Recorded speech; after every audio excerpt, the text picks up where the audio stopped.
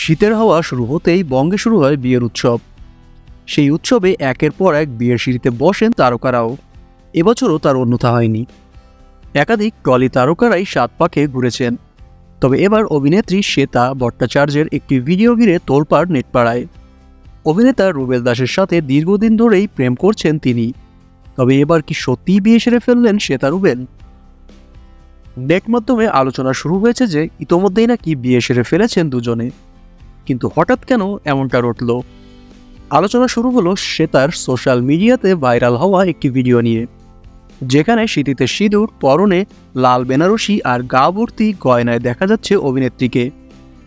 এক ঝলক থেকে যে কেউই মনে করবেন যে বিয়ের মণ্ডপ থেকেই উঠে বানানো ভিডিওটি।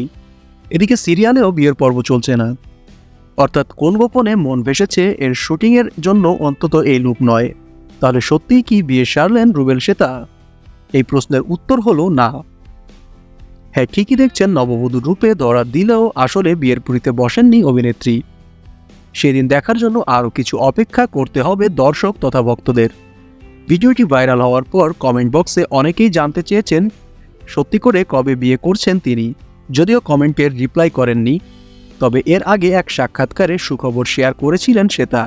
তিনি জানিয়েছিলেন আগামী বছরে সাত পাকে ঘুরবেন তিনি, অর্থাৎ 2025 সালেই হবে রুবেল শ্বেতার বিয়ে।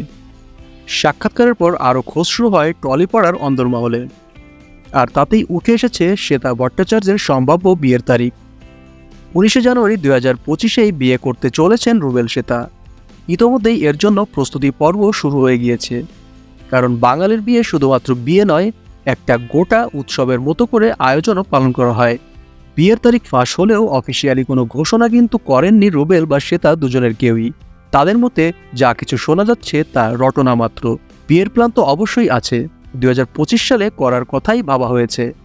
তবে দিনক্ষণ এখনও ঠিক হয়নি। ঠিক হলে সবাই জানতে তো পেরেই যাবে। এখন অপেক্ষা কবে নিজেদের আসল বিয়ের তারিখ সকলকে জানান অভিনেত্রী।